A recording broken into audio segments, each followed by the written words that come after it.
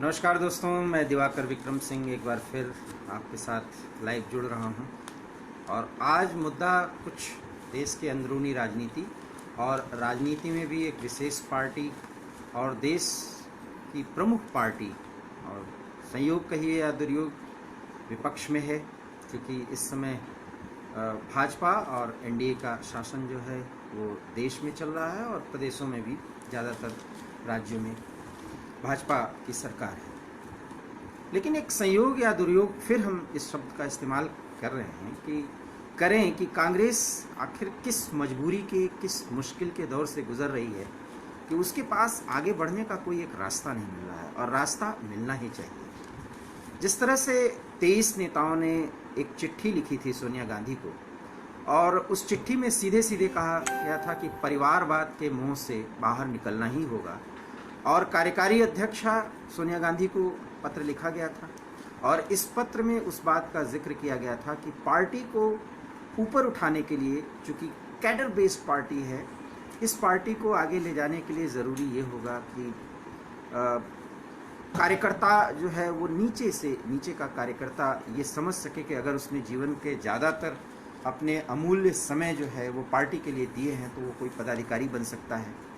और अगर ऐसा होता है तो एक ब्लॉक स्तर से लेकर के और सीडब्ल्यूसी के चुनाव के संदर्भ में गुलाम नबी आज़ाद जो सीनियर कांग्रेस लीडर हैं, उन्होंने जो कुछ भी कहा था उसके बाद एक तरह से कहा गया कि G23 जो बड़े नेता हैं वो एक तरह से एक बम के तरह सामने आए और कांग्रेस पार्टी मुश्किलों में आ गई। मुद्दा ये नहीं है कि गुलाम नबी आज़ाद सहित इतने नेताओं ने इस तरह की चिट्ठी लिखी और उसके बाद कांग्रेस में एक तरह से उनके खिलाफ कार्रवाई हो गई है, हालांकि वो मौन तरीके से, इनडायरेक्ट तरीके से, जिसको मैसेज नहीं किया जा रहा है कांग्रेस की तरफ से या जो जिन 3 हाथों में कांग्रेस है उनकी तरफ से, लेकिन उनके खिलाफ कार्रवाई कर दी गई है। और उसका एक नमूना आपको, उसका एक उदाहरण मिलेगा जब ये संसद सत्र, मानसून सत्र जो है वो शुरू होगा, क्योंकि गुलाम नबी आज़ाद जैसे सीनियर लीडर पूरी तरह से दरकिनार कर दिए गए हैं, जो राज्यसभा में एक तरह से विपक्ष के नेता हुआ करते थे, और लोकसभा में तो खैर मजबूरी है राहुल गांधी की और सोनिया गांधी की कि वो ऐसा कुछ कर नहीं सकते, इसलिए वहाँ पर बंगाल के एक लीडर को जिस तरह से आगे ला करके पार्टी का कामकाज किया जा रहा है वो बढ़ाया जाएगा। लेकिन वहाँ पर उपनेता और विप, ये इस तरह से जिन नियुक्तियों को आप अगर देखें तो पूरी तरह से स्पष्ट हो जाता है कि अब कांग्रेस में कम से कम वो नेता जो पिछले 7-8 सालों से, 10 सालों से आप कह सकते हैं कांग्रेस के लिए लड़ रहे हैं और बहुत नीचे स्तर से लेकर के और सोनिया गांधी और राहुल गांधी के लिए मुहिम चला रहे हैं, वो पूरी तरह से मुश्किल में आ चुके हैं और हाशिए पे हैं। चूँकि एक ही उनकी गलती थी, उन्होंने वस्तुस्थिति को बताया था और ये कहा था कि पार्टी अगर आगे बढ़ानी है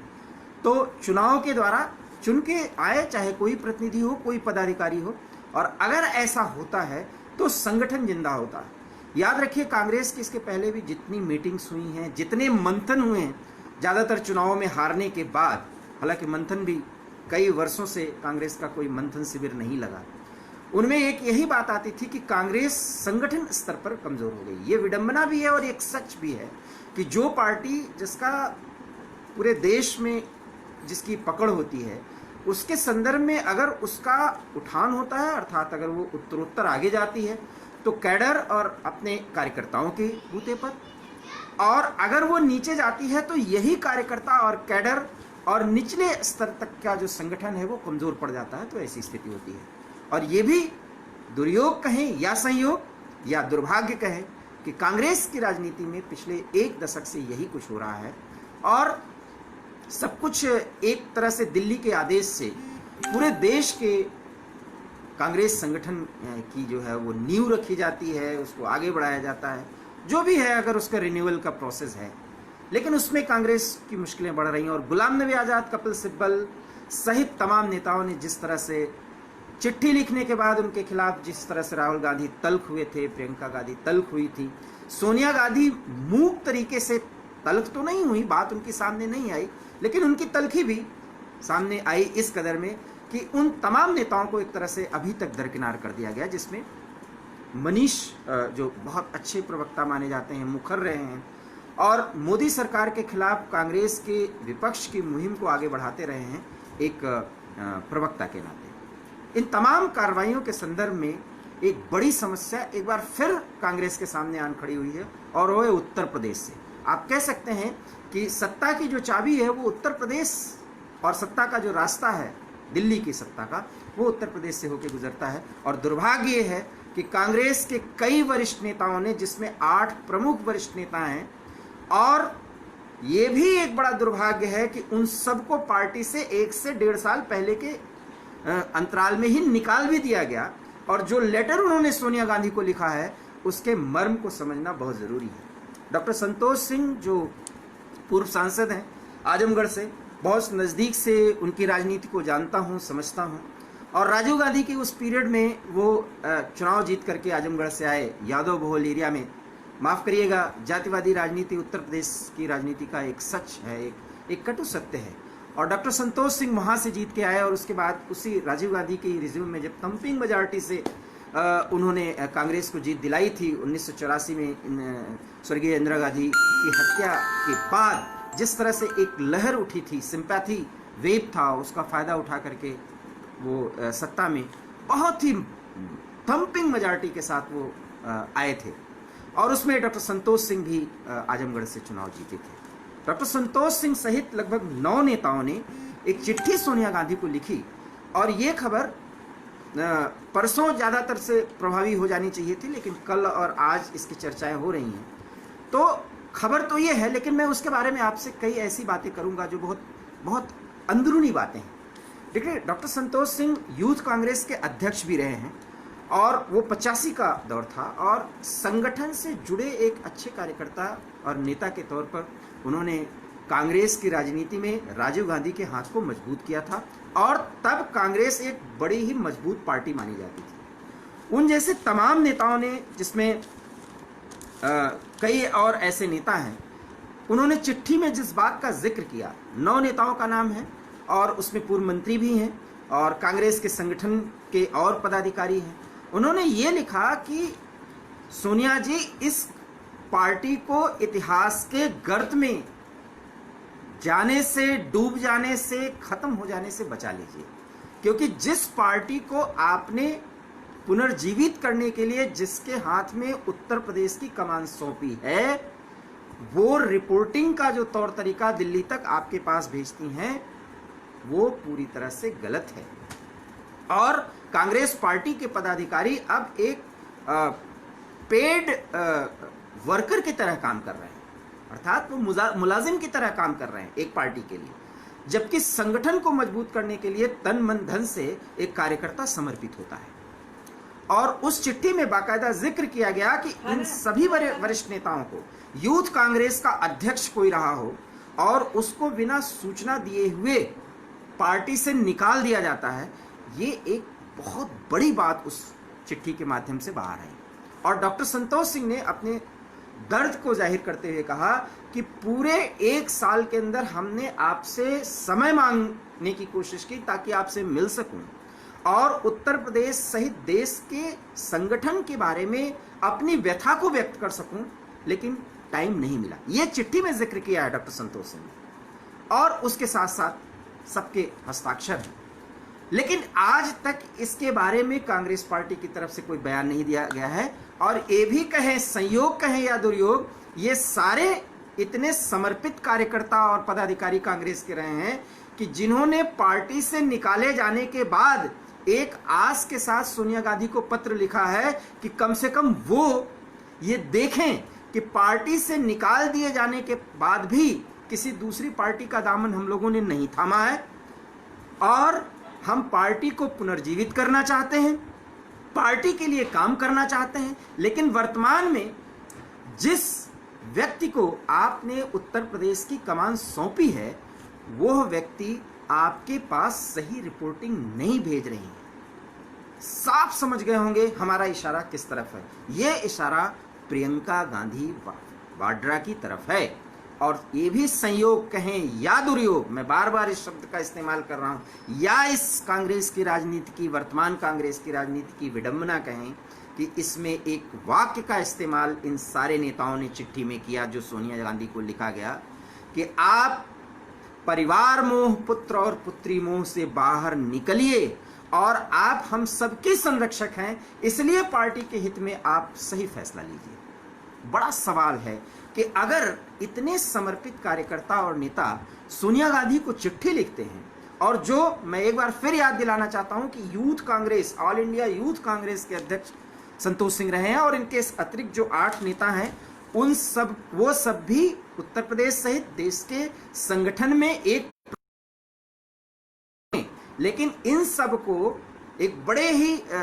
बहुत ही आपत्तिजनक बात है कि बिना किसी सूचना के इनको पार्टी से निकाल दिया जाता है। कांग्रेस की कार्यप्रणाली, जो उनके संगठन की कार्यप्रणाली है, इससे बड़ी बात और क्या हो सकती है कि किसी इस तरह के बड़े पदाधिकारी को, एक्स पदाधिकारी को, इतने सीनियर लीडर को बिना कारण बताओ नोटिस पूछे दिए, उनसे कोई बिना जवाब पाए, बिना उनको सूचित किए पार्टी से बेदखल ही नहीं कर दिया जाता, उनको निकाल दिया जाता है, उनको सस्पेंड नहीं किया जाता, उनको निकाल दिया जाता है। और इसके बाद भी इन सारे नेताओं की जो निष्ठा है वो कांग्रेस के प्रति बनी रहती है। आज भी समझ सकते हैं कि कांग्रेस के जो पुराने नेता हैं वो कितने समर्पित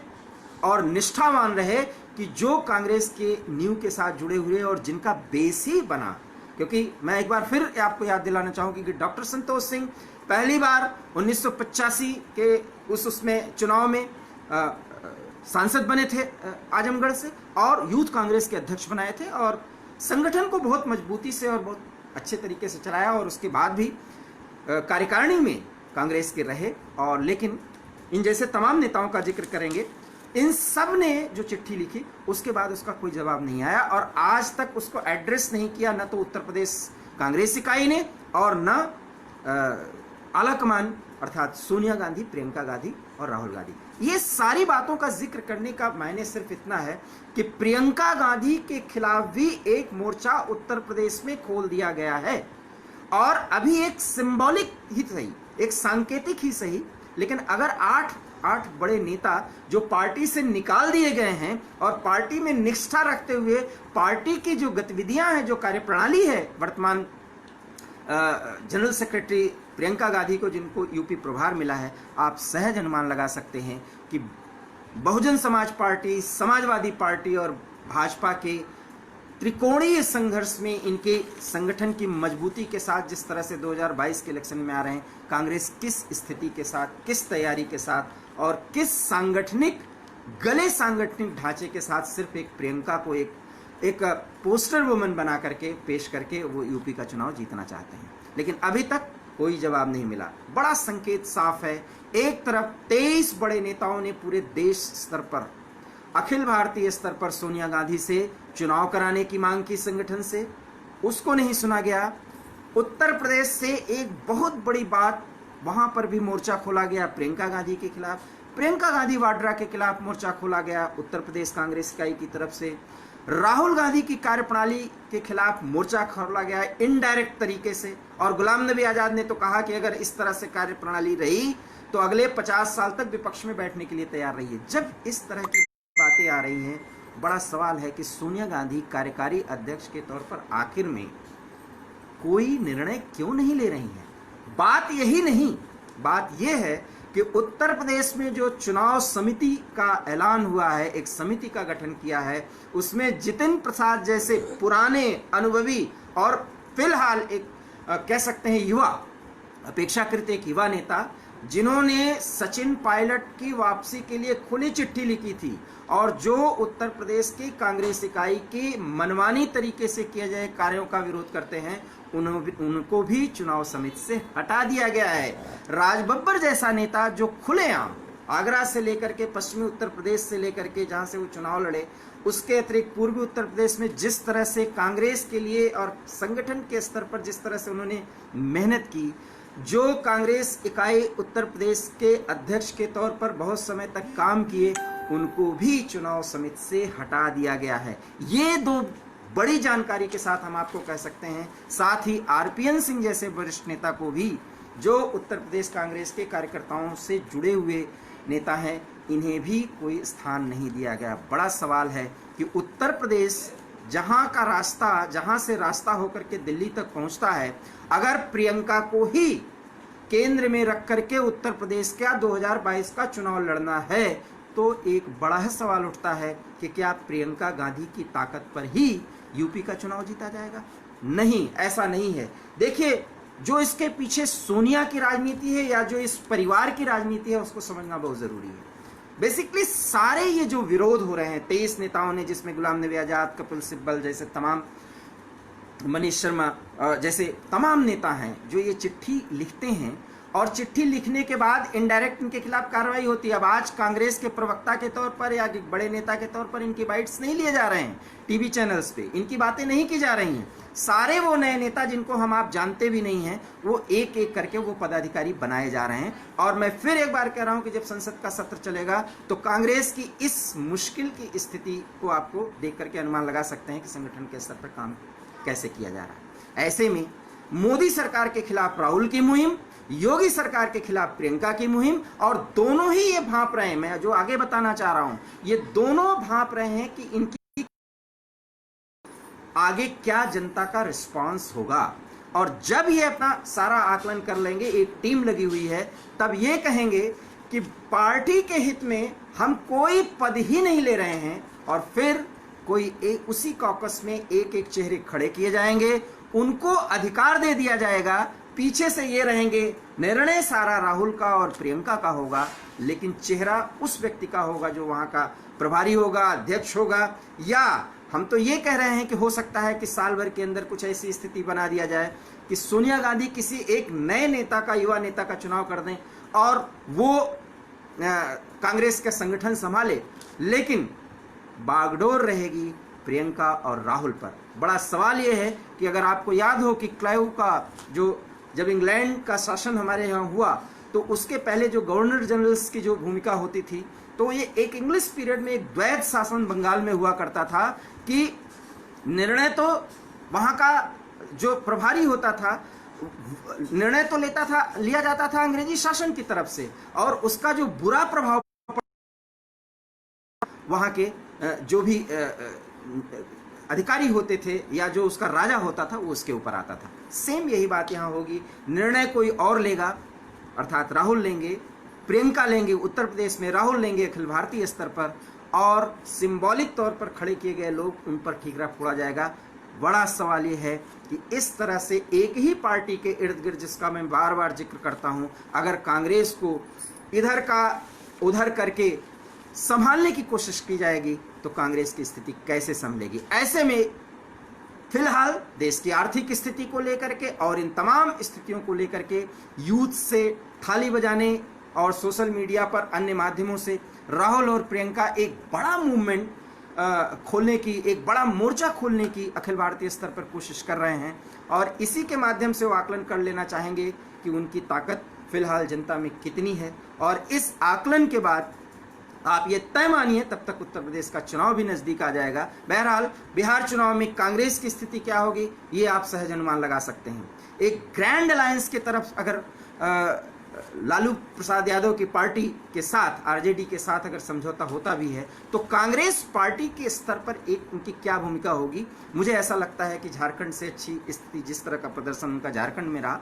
उससे ही कुछ इर्द गिर्द उसी तरह से रहेगी। और हो सकता है कि उसी बहाने से राहुल गांधी के नेतृत्व को इनडायरेक्ट तौर पर उसको प्रोजेक्ट किया जाए। तो एक बार फिर ये स्पष्ट मानिए कि चाहे उत्तर प्रदेश के वो कांग्रेसी लीडर्स जो निकाल दिए जाने के बावजूद भी चिट्ठी लिख रहे हैं सोनिया गांधी को, चाहे 23 बड़े नेता देश के स्तर पर चिट्ठी लिख रहे हों, लेकिन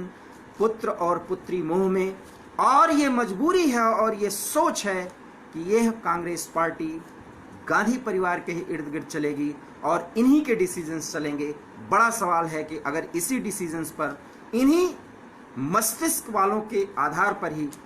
अगर हम मान लें कि देश में कोई एक बड़ा विकल्प खड़ा हो चुका है नेता का, तो यह हमारी भूल है, यह हमारी समझ है। ये निर्णय हम आप पर छोड़ते हैं लेकिन कांग्रेस की वर्तमान स्थिति और कांग्रेस की अंदरूनी राजनीति का जो सच है वो आपके सामने रखना बहुत ज़रूरी है, क्योंकि कांग्रेस को मजबूत होना ही चाहिए। बहरहाल मजबूत होते होते स्थिति यह है कि विपक्ष में बैठने के अलावा अभी कोई बड़ा रास्ता कम से कम एक पार्टी के स्तर पर कांग्रेस के सामने और कांग्रेस के संदर्भ में नहीं दिखती। बहरहाल उत्तर प्रदेश के जो नेताओं ने चिट्ठी लिखी है प्रियंका गांधी की कार्यप्रणाली को लेकर के, इसे समझना बहुत ज़रूरी होगा और आने वाले चुनाव में प्रियंका का तौर तरीका अगर इसी से चला, इसी तरह से आगे बढ़ा, तो आप सहज अनुमान लगा सकते हैं कि कई खेमों में बटी हुई उत्तर प्रदेश कांग्रेस इकाई का क्या हाल होगा और वहां पर जो चुनाव होगा उसमें कांग्रेस का प्रदर्शन कैसा होगा। इस लाइव में आपके साथ फिलहाल कांग्रेस के अंदरूनी राजनीति पर आज हमने इतना संवाद किया। कल आपसे एक नई चर्चा के साथ हम विमर्श करेंगे, संवाद करेंगे और निश्चित रूप से आपसे अपेक्षा करेंगे कि आप अपना भी एक अमूल्य जो विश्वास है वो हमारे प्रति दीजिए। और हमारी ये बात अगर आपको समझ में आई हो, अच्छी लगी हो, इसे लाइक और शेयर जरूर करिए। नमस्कार, धन्यवाद।